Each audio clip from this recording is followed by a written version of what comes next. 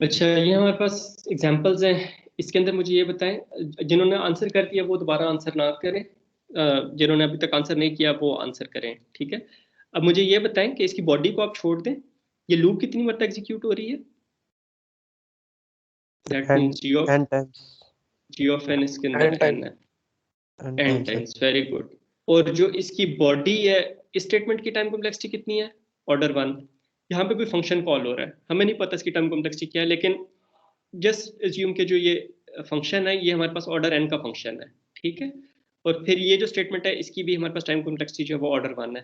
तो अब ये ब्लॉक ऑफ स्टेटमेंट्स आ गया ना, इसमें से मैक्सिमम जो है वो हमारे पास ये result is equal to mystery x वाली जो स्टेटमेंट है इसकी टाइम कॉम्प्लेक्सिटी मैक्सिमम है, दैट इज ऑर्डर एन, ठीक है। तो ओवरऑल अब इस टाइम दैट मीन्स के जो एफ ऑफ एन इसके अंदर निकलेगा वो हमारे पास क्या निकलेगा? एन निकलेगा। तो अब ओवरऑल इस लूप की टाइम कॉम्प्लेक्सिटी क्या हो जाएगी? Sir n square sir n n square हो जाएगी। एन एन टाइम्स जो इसकी बॉडी की टाइम कॉम्प्लेक्सिटी है वो, तो एन टाइम्स लूप एग्जीक्यूट हो रही है वो एन हो गया, और इसकी जो बॉडी है उसकी टाइम कॉम्प्लेक्सिटी एन है, तो हमारे पास order n times n, order n square जो है वो इसकी टाइम कॉम्प्लेक्सिटी हो जाएगी। अच्छा, अब मुझे ये बताएं कि ये इफ स्टेटमेंट की हम लोगों ने टाइम कॉम्प्लेक्सिटी निकाली है, ठीक है। तो इसके अंदर इफ वाले पार्ट में एक फॉर लूप है और एल्स वाले पार्ट में हमारे पास एक स्टेटमेंट है x इज इक्वल टू 0। तो ये फॉर लूप वाले जो पार्ट है इसकी टाइम कॉम्प्लेक्सिटी क्या है? ऑर्डर n, क्योंकि हमें पता है लूप n टाइम्स जो है वो हमारे पास एग्जीक्यूट हो रही है, ठीक है। और एल्स वाले पार्ट की टाइम कॉम्प्लेक्सिटी क्या है? ऑर्डर 1। तो अब ओवरऑल इफ स्टेटमेंट की टाइम कॉम्प्लेक्सिटी क्या बन जाएगी?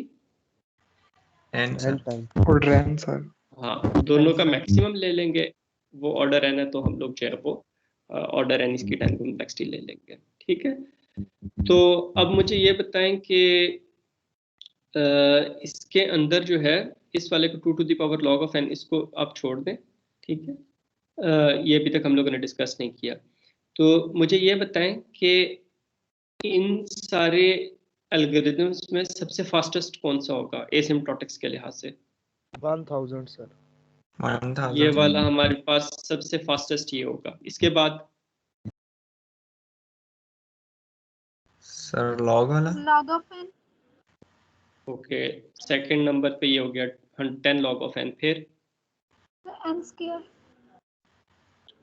100 n sir 100n sir. 100 n जो है वो हमारे पास एसिम्प्टोटिक्स में n स्क्वायर से जो है वो हमारे पास फास्ट होगा।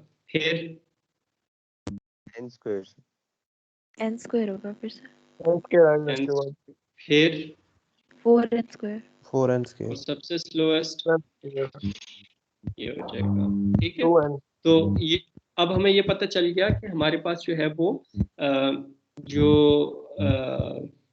एल्गोरिदम्स हैं, अगर हमारे पास उसकी टाइम कॉम्प्लेक्सिटी दी हो तो हम लोग देख के बता सकते हैं इसमें से कौन सा जो है वो सबसे फास्ट है, कौन सा सबसे स्लो है। यहाँ पे लिखा हुआ है स्लोएस्ट टू फास्टेस्ट। ये एल्गोरिदम स्लोएस्ट टू फास्टेस्ट नहीं है, ये इसकी ग्रोथ है स्लोएस्ट टू फास्टेस्ट, ठीक है, by the order of growth. तो जब आपको ये कहा जाए कि एल्गोरिदम्स को सॉर्ट करें with respect to their speed के कौन सा एल्गोरिदम एफिशिएंट है, तो उसके अंदर पे स्लोएस्ट वो होगा जिसकी टाइम कॉम्प्लेक्सिटी सबसे ज़्यादा है। लेकिन जब ग्रोथ की बात कर रहे होते हैं तो अगर आप ये वाला चार्ट रिकॉल करें अपने जहन में, तो इसके अंदर आप देखें जो लॉग ऑफ एन है उसकी ग्रोथ सबसे स्लो है, वो सबसे आहिस्ता आहिस्ता जो है वो बढ़ रहा है, ठीक है। तो इसकी रेट ऑफ ग्रोथ जो है वो सबसे कम है। और जो इन एल्गोरिदम्स के अंदर 2 टू द पावर n का एल्गोरिदम है उसकी ग्रोथ हमारे पास सबसे फास्ट है कि n की वैल्यू जैसे जैसे बढ़ रही है वो सबसे तेजी से उसकी वाई एक्सिस की वैल्यू जो है वो बढ़ रही है, उसके नंबर ऑफ स्टेप्स सबसे तेजी से बढ़ रहे हैं। तो रेट ऑफ ग्रोथ जो है, जो एक फास्ट एल्गोरिदम होगा उसका रेट ऑफ ग्रोथ जो है वो स्लो होगा, जिस तरह लॉगरिथमिक का यहाँ पे रेट ऑफ ग्रोथ स्लो है। और एक जो स्लो एल्गोरिदम होगा उसका रेट ऑफ ग्रोथ जो है वो फास्ट होगा, यहाँ पे जिस तरह 2 टू द पावर n जो है वो हमारे पास फास्टेस्ट है, ठीक है बेटे। अच्छा, अब मुझे ये बताएं कि अगर हम लोगों के पास ये दो एल्गोरिदम्स दिए हुए हैं, एक n स्क्वायर का है, एक 2 to the power n divided by 4 का है, तो इसके अंदर से ये बताएं कि n की किस वैल्यू के तक के लिए हमारे पास अब देखने में, अच्छा वैसे मुझे देखने में बता दें कि इसमें से एसिम्प्टोटिक्स में से स्लो कौन सा होगा? सर 2 टू द पावर हाँ, ये स्लो होगा, ठीक है। स्लो एल्गोरिदम, फास्ट ग्रोथ, ठीक है। और ये n स्क्वायर जो है ये फास्ट एल्गोरिथम है इन दोनों में से, इसकी ग्रोथ जो है रिलेटिवली स्लो होगी।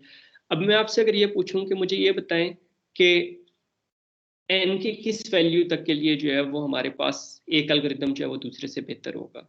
ठीक है, तो इसका एक तरीका तो ये है कि आप n square is equal to 2 to the power n divided by 4 को जो है वो आप सॉल्व कर लें। 4n square is equal to 2 to the power n। इससे अगर आप मैथमेटिक्स में अच्छे हैं तो maybe you might be able to solve this thing ना। लेकिन अगर आप इसको इस तरह डायरेक्टली जो है सॉल्व करना आपको मुश्किल लग रहा है तो फिर आप क्या करें, n की वैल्यूज लें, यहाँ पे जो फास्ट वाला एल्गोरिथम है वो लिखें, जो दूसरा एल्गोरिथम है वो लिखें। ठीक है, 2 to the power n over 4। अब आप n की मुख्तलिफ वैल्यूज के लिए आप देख लें कि इसके अंदर जो है हमारे पास कौन सा एल्गोरिथम जो है वो दूसरे से बेहतर है। n जब 1 लेते हैं तो n स्क्वायर 1 स्टेप लेगा, 2 to the power n by 4 ये कितने स्टेप्स लेगा, 0.5 स्टेप्स लेगा, 0.25 स्टेप्स लेगा, 1 ओवर 4 स्टेप्स लेगा, नहीं सॉरी 2 टू द पावर 1 जो 2 हो गया, 0.5 स्टेप, 1 ओवर 2 स्टेप्स लेगा।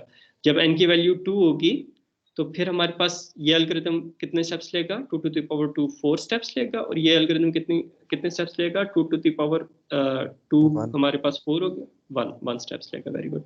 तो इस तरह हम लोग मुख्तलिफ वैल्यूज जो है वो ट्राई कर सकते हैं। लेट्स से 5 को अगर हम लोग ट्राई करें तो 5 स्क्वायर 25 हो जाएगा। ठीक है, 2 टू द पावर 5 क्या हो जाएगा, 32, 32 डिवाइड बाई 4 कितना हो जाएगा, 8।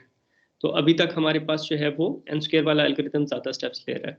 तो लेट्स से अगर हम लोग 10 के लिए ट्राई करें तो n स्क्वायर क्या हो जाएगा, 100 हो जाएगा, और ये क्या हो जाएगा, 1024 डिवाइडेड बाय 4 कितना हो जाएगा, ये 256 हो जाएगा। ठीक है, 256 हो जाएगा। तो अब यहाँ पे हमारे पास जो है वो n स्क्वायर ज़्यादा टाइम ले रहा है, ज़्यादा टाइम ले रहा है, ज़्यादा टाइम ले रहा है, लेकिन 2 टू द पावर n के लिए जो है वो हमारे पास n स्क्वायर जो है वो कम स्टेप्स ले रहा है। तो हम लोग बैकवर्ड आते हैं, 9 के लिए ट्राई करते हैं, n स्क्वायर जो है वो हमारे पास क्या हो जाएगा, 81 हो जाएगा, और 2 to the power n divided by 4 कितना हो जाएगा, 2 to the power 9 512, 512 divide by 4 कितना होता है, 128। अभी भी हमारे पास जो है वो 9 के लिए भी जो है वो हमारे पास एल्गोरिदम 1 जो है वो कम स्टेप्स ले रहा है। 8 के लिए हम लोग ट्राई करते हैं तो 64, और 2 टू द पावर 8 कितना होता है, 256 डिवाइडेड बाय 4 64। यहाँ पे ये दोनों बराबर परफॉर्म कर रहे हैं, तो यहाँ पे एक सेम वैल्यू आ गई हमारे पास n इज इक्वल टू 8 के लिए। तो हम लोग ये कहेंगे कि for n is less than 8, ये जो हमारे पास इसे लेट से a कह देते हैं, इसको b कह देते हैं, तो b इज बेटर, और n is equal to 8, both are equal in performance, and for n is greater than 8 a is better। ठीक है, तो ये आपको बात समझ आ गई कि इस तरह अगर आपके पास दो एल्गोरिथम्स दिए हुए हैं तो आप उसकी n की मुख्तलिफ वैल्यूज पुट करके देख सकते हैं कि n की किस वैल्यू तक के लिए जो है वो हमारे पास जो स्लो एल्गोरिथम है वो बेहतर है, और फिर उसके बाद जो है वो हमारे पास दूसरा एल्गोरिथम जो है वो बेहतर हो जाता है। ठीक है बेटे, समझ आ गई? Excuse me sir. जी बेटे। सर उधर ऊपर जो आपने इक्वेशन बनाई 4n square is equal to 2 power n, तो ये हमारे पास क्वाड्रेटिक इक्वेशन है, तो इसके दो सॉल्यूशन बनेंगे, मतलब n की दो वैल्यूज ऐसी होंगी ना नहीं जिस बेटे, पे ये क्वाड्रेटिक नहीं है, ये क्वाड्रेटिक नहीं है। इसके अंदर आप देखो क्वाड्रेटिक के अंदर जो है ना आपके पास n की जो बस 2 होगी। ठीक है, तो ये क्वाड्रेटिक नहीं है, इसके अंदर 4n square is equal to 2 to the power n है। दिस इज नॉट क्वाड्रेटिक, तो इसको हम लोग क्वाड्रेटिक के हिसाब से हम लोग इसको सॉल्व नहीं कर सकते। सर डिग्री हमारे पास 2 है, तो इसके वैल्यूज 2 नहीं आएंगे। इसके अंदर n किसी की पावर में भी है ना, 2 टू द पावर n भी है, तो इसकी वजह से this makes it non quadratic.